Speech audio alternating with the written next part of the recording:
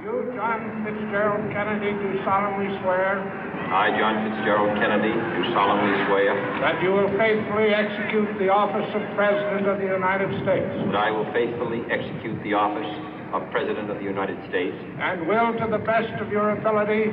And will, to the best of my ability. Preserve, protect, and defend the Constitution of the United States. Preserve, protect, and defend the Constitution of the United States. So help you God.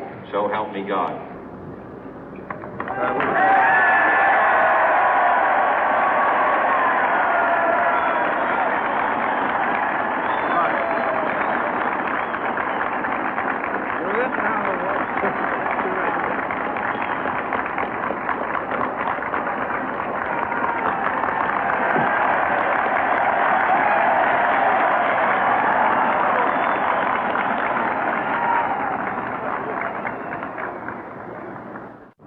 Vice President Johnson, Mr. Speaker, Mr. Chief Justice, President Eisenhower, Vice President Nixon, President Truman, Reverend clergy, fellow citizens. We observe today not a victory of party, but a celebration of freedom, symbolizing an end as well as a beginning, signifying renewal as well as change. For I have sworn before you and Almighty God the same solemn oath our forebears prescribed nearly a century and 3/4 ago. The world is very different now, for man holds in his mortal hands the power to abolish all forms of human poverty and all forms of human life. And yet the same revolutionary beliefs for which our forebears fought are still at issue around the globe. The belief that the rights of man come not from the generosity of the state, but from the hand of God. We dare not forget today that we are the heirs of that first revolution. Let the word go forth from this time and place to friend and foe alike that the torch has been passed to a new generation of Americans born in this century, tempered by war, disciplined by a hard and bitter peace, proud of our ancient heritage, and unwilling to witness or permit the slow undoing of those human rights to which this nation has always been committed and to which we are committed today at home and around the world.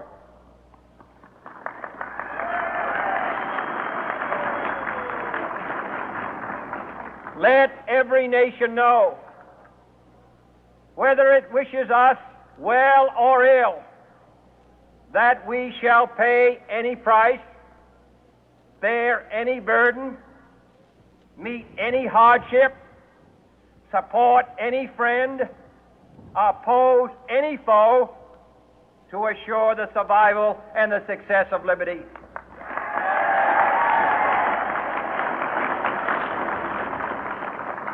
This much we pledge and more. To those old allies whose cultural and spiritual origins we share, we pledge the loyalty of faithful friends. United, there is little we cannot do in a host of cooperative ventures. Divided, there is little we can do, for we dare not meet a powerful challenge at odds and split asunder. To those new states whom we welcome to the ranks of the free, we pledge our word that one form of colonial control shall not have passed away, merely to be replaced by a far more iron tyranny. We shall not always expect to find them supporting our view, but we shall always hope to find them strongly supporting their own freedom, and to remember that in the past, those who foolishly sought power by riding the back of the tiger ended up inside.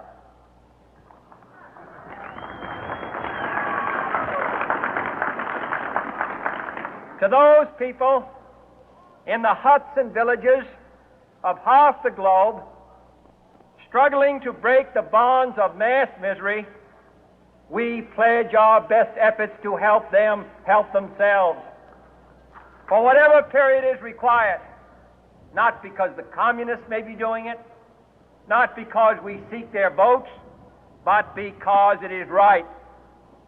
If a free society cannot help the many who are poor, it cannot save the few who are rich.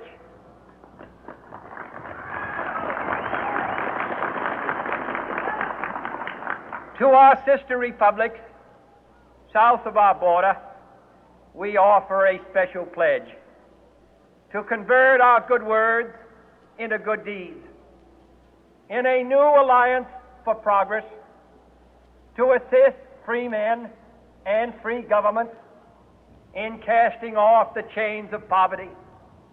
But this peaceful revolution of hope cannot become the prey of hostile powers. Let all our neighbors know that we shall join with them to oppose aggression or subversion anywhere in the Americas. And let every other power know that this hemisphere intends to remain the master of its own house.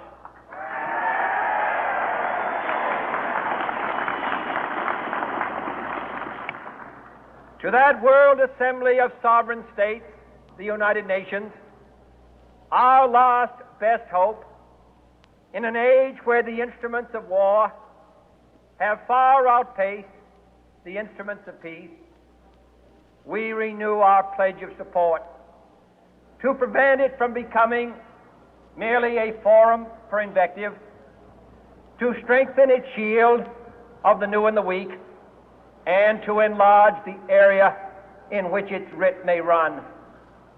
Finally, to those nations who would make themselves our adversary, we offer not a pledge, but a request that both sides begin anew the quest for peace.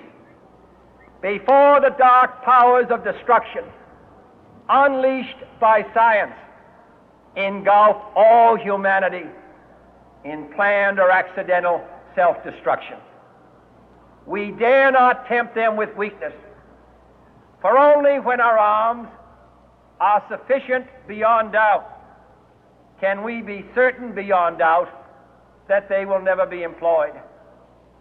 But neither can two great and powerful groups of nations take comfort from our present course, both sides overburdened by the cost of modern weapons, both rightly alarmed by the steady spread of the deadly atom, yet both racing to alter that uncertain balance of terror that stays the hand of mankind's final war. So let us begin anew, remembering on both sides that civility is not a sign of weakness, and sincerity is always subject to proof. Let us never negotiate out of fear, but let us never fear to negotiate.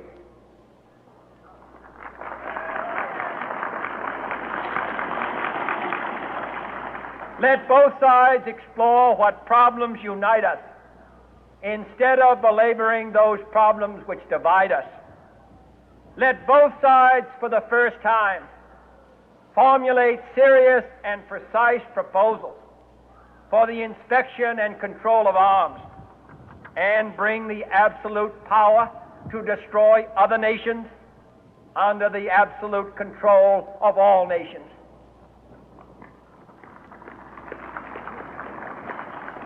Let both sides seek to invoke the wonders of science instead of its terrors.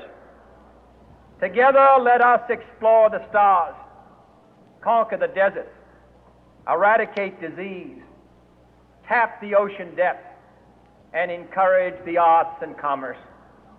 Let both sides unite to heed in all corners of the earth the command of Isaiah to undo the heavy burden and let the oppressed go free.